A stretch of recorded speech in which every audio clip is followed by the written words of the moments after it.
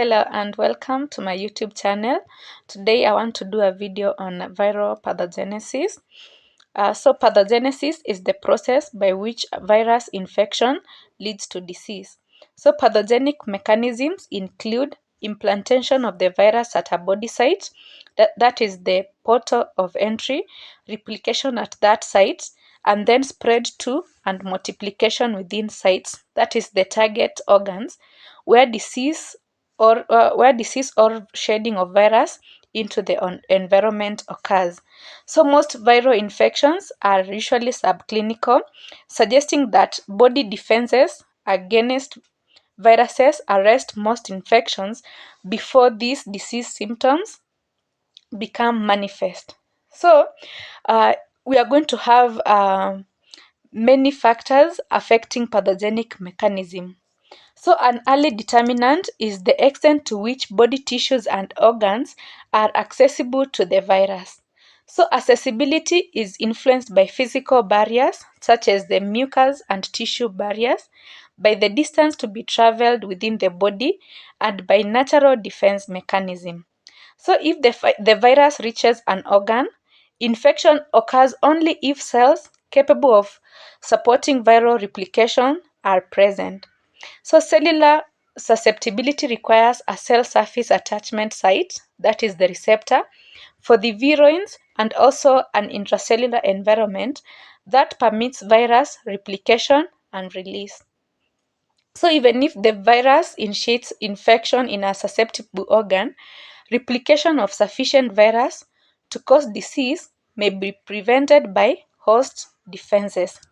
So other factors that determine whether infection and disease occur are the many virulence characteristics of the infecting virus. So to cause disease, the infecting virus must be able to overcome the inhibitory effects of physical barriers, distance, host defenses, and differing cellular susceptibilities to infection. So the inhibitory effects are genetically controlled and therefore may vary among individuals and races. Virulence characteristics enable the virus to initiate infection, spread in the body, and replicate to large enough numbers to impair the target organ. So these factors include the ability to replicate under certain circumstances during inflammation, during the febrile response, in migratory cells, and in the presence of natural body inhibitors and interferon. So extremely virulent strains often occur within virus population. So occasionally, these strains become dominant and as a result of unusual selective pressures. So the viral proteins and genes responsible for specific virulence functions are only just beginning to be identified. So with this, you can see we are going to have the occurrence of spontaneous or induced mutations in viral genetic material, which may also alter the pathogenesis of the induced disease. For example, in HIV. So these mutations can be of particular importance with the development of drug-resistant strains of the virus.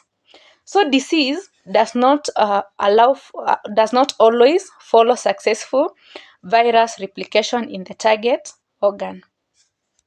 Disease occurs only if the virus replicates sufficiently to damage essential cells directly, to cause the release of toxic substances from infected tissues, to damage the cellular genes, or to damage organ function indirectly as a result of the host immune response to the presence of virus antigens. So as a group, viruses use all conceivable portals of entry, mechanisms of spread, target organs, and sites of excretion. So this abundance of possibilities is not surprising considering the astronomical numbers of viruses and their variants. So we move on to cellular pathogenesis. So when we talk about cellular pathogenesis, what are we talking about? So we can have, in some instances, direct cell damage and death, which may result from disruption of cellular macromolecular synthesis by the infecting virus. Also, viruses cannot synthesize their own genetic and structural components, and so they rely almost exclusively on the host cell for these functions. So their parasitic replication therefore robs the host cell of energy and macromolecular components, severely impairing the host's ability to function and often resulting in cell death and disease. So pathogenesis at the cellular level can be viewed as a process that occurs in progressive stages leading to cellular disease.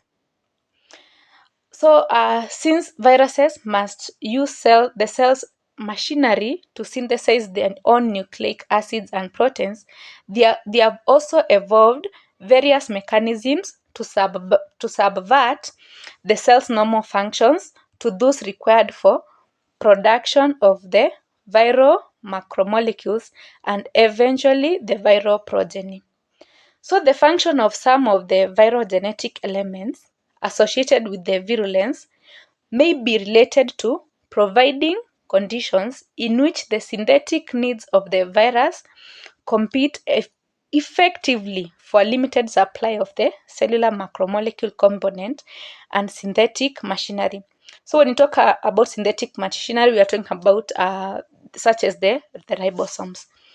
So damage, as a result, we are going to have damage of cells by the replicating virus and damage by the immune response. So we move on to tissue tropism. Most viruses have an affinity for specific tissues. That is, they display tissue specificity or tropism. So the specificity is determined by selective susceptibility of the cells, physical barriers, local temperature and pH, and host defenses. So many examples of viral tissue tropism are known. So we are going to have polioviruses selectively infect and destroy certain nerve cells, which have a higher concentration of surface receptors for the polioviruses than do the virus-resistant cells. Also, rhinoviruses multiply exclusively in the upper respiratory tract because they are adapted to multiply best at low temperature and pH and high oxygen tension. The enteroviruses also, they can multiply in the intestine, partly because they resist inactivation by digestive enzymes, bile, and acid. So the cell receptors for some viruses have been identified.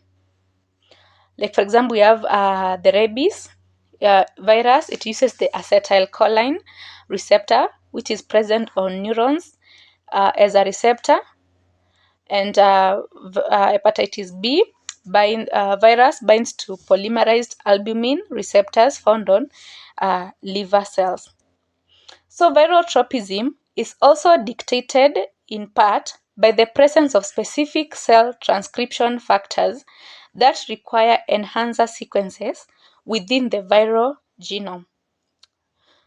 So with that, you can see the tissue tropism also being a very big contributing factor in some viral infections. So how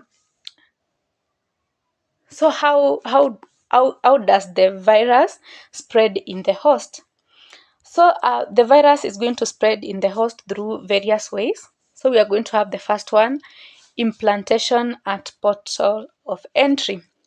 So viruses are carried to the body by all possible routes, like we've said, and like maybe air, food, bites, and any contamination or contaminated object.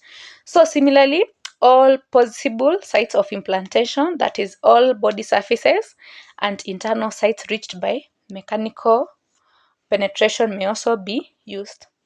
So the frequency of implantation is greatest where virus contacts living cells directly, that is in the respiratory tract, in the alimentary tract, in the genital tract, and subcutaneously.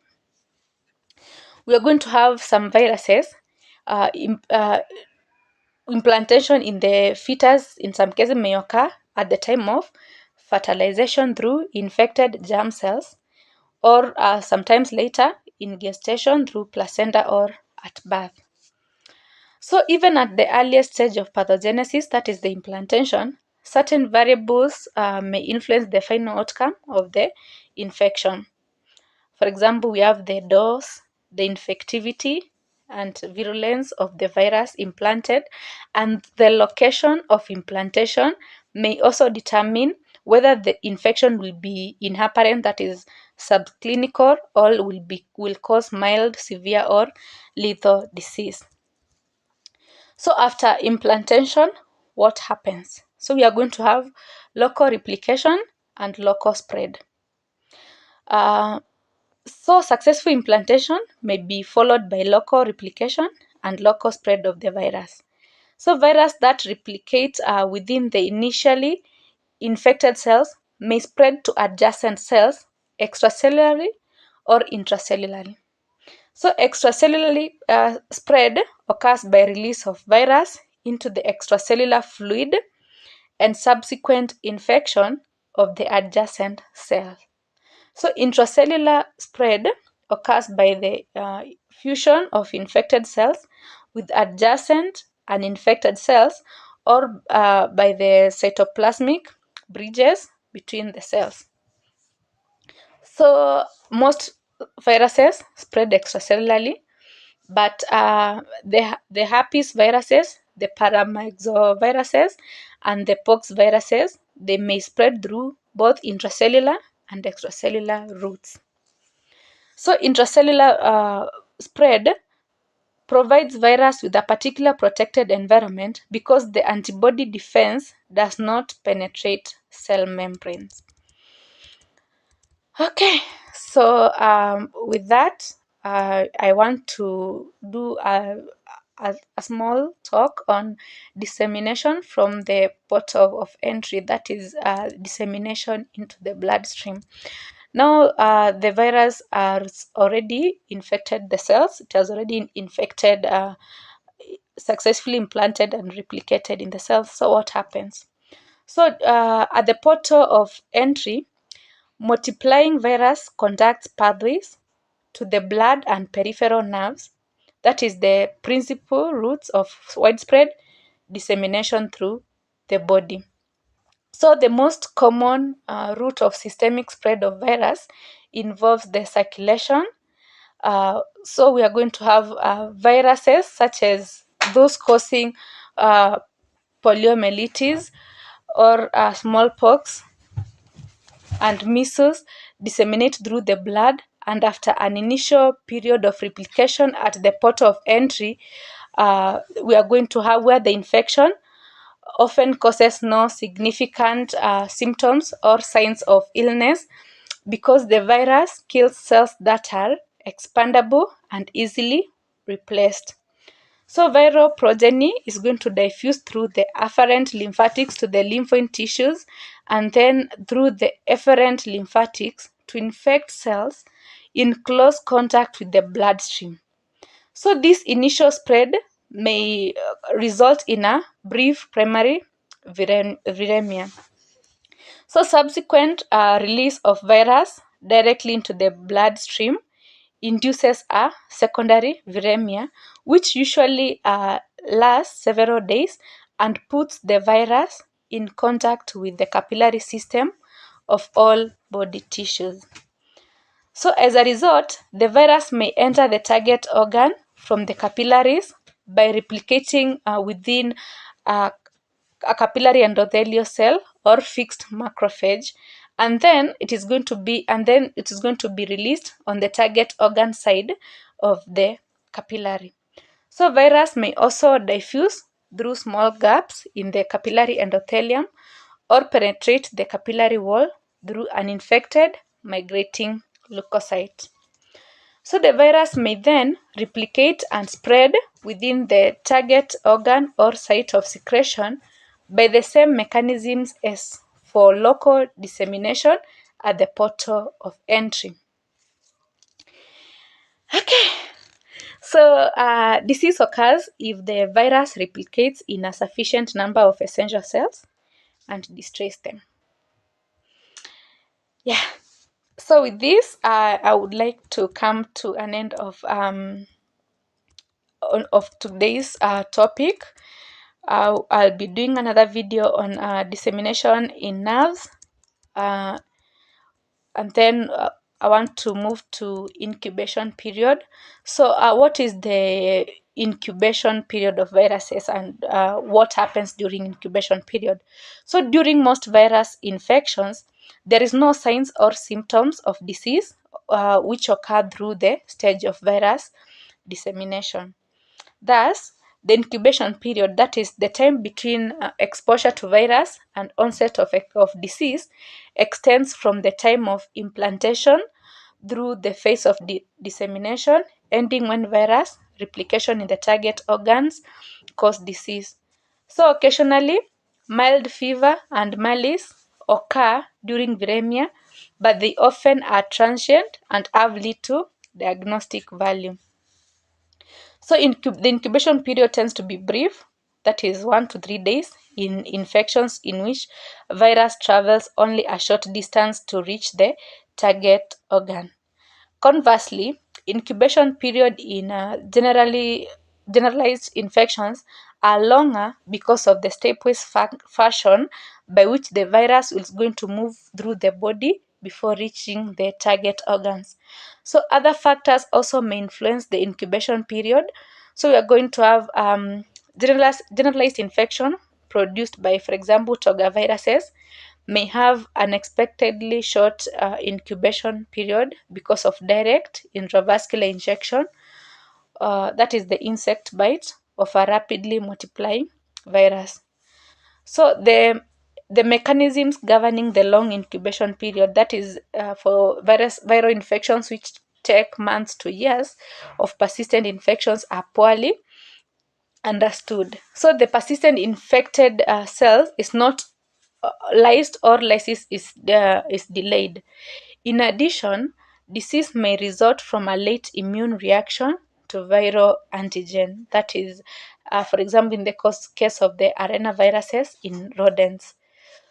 So from unknown mechanisms, we are going to also have slow viral infections during which no immune response has been detected.